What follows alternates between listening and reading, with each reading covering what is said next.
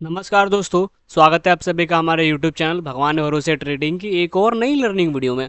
तो इस वीडियो में हम क्लस्टर का पार्ट 2 समझेंगे। लास्ट वीडियो में हमने क्लस्टर समझा था और मैंने बताया था कि इसका एक और वर्किंग होता है, जैसे ये सप्लाई जोन और डिमांड जोन की तरह काम करता है। तो वो कैसे काम करता है, सप्लाई जोन डिमांड जोन होती क्या है और इन दोनों को मिक्स करके हम इसका यूज कैसे कर सकते हैं VSA में, ताकि हमारी ट्रेडिंग इफेक्टिव हो। इस वीडियो में हम उसे ही समझेंगे। ठीक है, तो चलते हैं टॉपिक की तरफ। देखो, सबसे पहले हम आपको बता दें कि सप्लाई जोन और डिमांड जोन होती क्या है। जिनको नहीं पता है, supply zone an area where people believe that the price is high and they want to sell hoping for a downfall. मतलब इसको सिंपली आप रेजिस्टेंस समझ लो। बस रेजिस्टेंस एक लाइन होता है, सप्लाई जोन एक बॉक्स होती है और कुछ नहीं। बस ये एक ऐसा एरिया है जहाँ पे जो भी ट्रेडर्स होते हैं वो उनको लगता है कि ये पर्टिकुलर स्टॉक हो या इंडेक्स हो या कुछ भी हो, कोई भी स्क्रिप्ट हो, इसका प्राइस ये ओवर वैल्यूड है, यहाँ से प्राइस गिरेगा। तो ये जोन है, इस जोन को हम लोग कहते हैं सप्लाई जोन।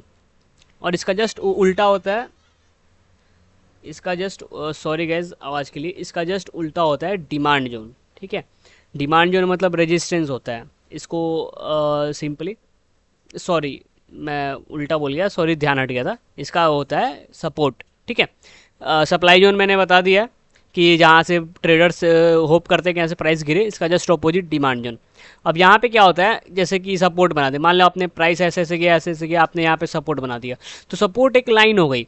लेकिन यहाँ पे अगर एक जोन क्रिएट हो गया ना नीचे, और जहाँ पे बहुत majority of the traders believe करते हैं कि यहाँ पे ये प्राइस, ये स्क्रिप्ट जो है, जो भी हो, स्टॉक्स हो, इंडेक्स हो, क्रूड हो, कुछ भी हो, इसका प्राइस यहाँ पे बहुत लो है और इन फ्यूचर ये ऊपर जा सकता है।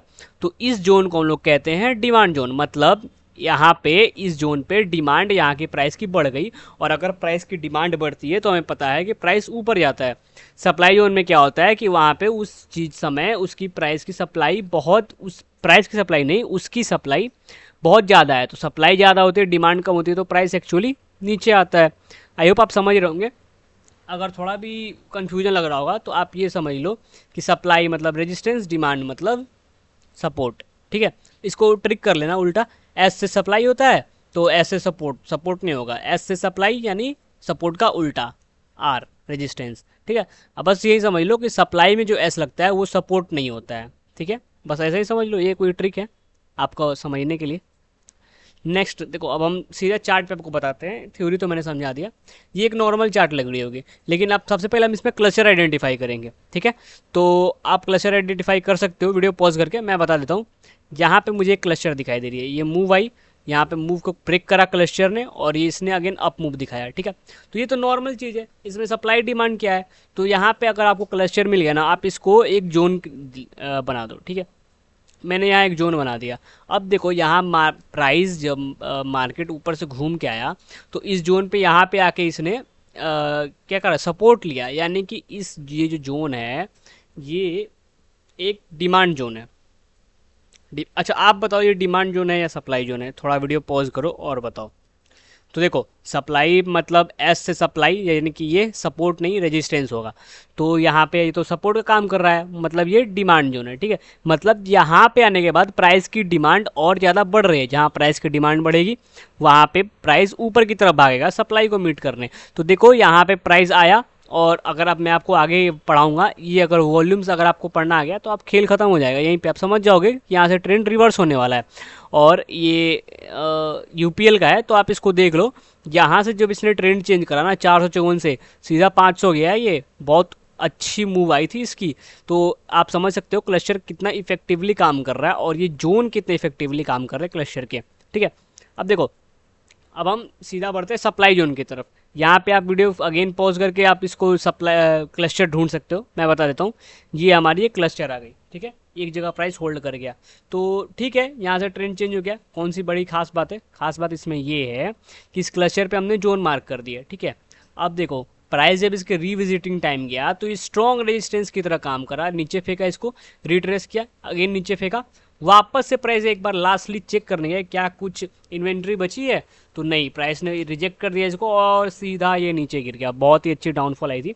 तो मैं आपको क्लस्टर का as supply zone, as a demand zone दोनों समझा दिया मैंने। ठीक है, आई होप आपको समझ में आया होगा। एक और चार्ट इसका लास्ट देख लेते हैं कि आगे के चार्ट में क्या करता है। ये तो थंबनेल वाला ही चार्ट है। यहाँ पे अगेन इस ये क्लस्टर है, इसको मार्क किया हमने। देखो अभी मैं आपको वॉल्यूम पढ़ाना सिखाऊंगा ना, तो ये जो एक्टिविटी है ना, ये जो बार वाली एक्टिविटी है इसके साथ जो वॉल्यूम लगता है, ये देख के आप उसी टाइम समझ जाओगे, कुछ स्टोरी बनाने की जरूरत नहीं है, ये देखते ही समझ जाओगे कि यहाँ से ट्रेंड चेंज हो गया, यहाँ से मार्केट को ऊपर ही जाना है। क्योंकि एक तो देखो यहाँ पे एक क्लस्टर का अगर आप जोन बना दो, ठीक है, ये एज ए सपोर्ट काम कर रहा है, तो इसमें ये जो इतनी बड़ी बार है, इसके वीक को आने की क्या जरूरत थी, ये तो छोटी छोटी बार्स में आ जाती। लेकिन यहाँ पे ये सिचुएशन क्यों क्रिएट किया गया, ये पैनिक बार क्यों क्रिएट की गई, इसका सिंपल सा स्टोरी है, क्योंकि लास्ट में हमारे क्लस्टर मिली थी, ठीक है, और यहाँ से प्राइस को मूवमेंट करना ही था, तो रिविजिटिंग में इसको ऊपर जाना ही था। रिविजिटिंग किसके लिए होती है, एसएल हंटिंग वालों के लिए। तो आई होप आप समझ रहे होगे। तो अगर कुछ प्रॉब्लम हो रहा होगा प्लीज़ कमेंट करो, इंस्टाग्राम पे मैसेज करो, मैं लिंक दे दूंगा। क्लस्टर को मैंने एज ए सप्लाई और डिमांड जोन अपनी भाषा में तो पढ़ा दिया है, फिर भी अगर कोई डाउट हो, कोई चार्ट हो, आप प्लीज़ डिस्कस करो, इंस्टाग्राम पे डिस्कस करो, ठीक है, मैं लिंक दे दूंगा। वीडियो में कुछ भी ना पसंद है तो उसको ज़रूर लिखो, मैं उसको अगली वीडियो में सुधारने की कोशिश करूंगा। और हाँ guys, Kotak neo demat account खोल लो अगर आपके पास नहीं है तो।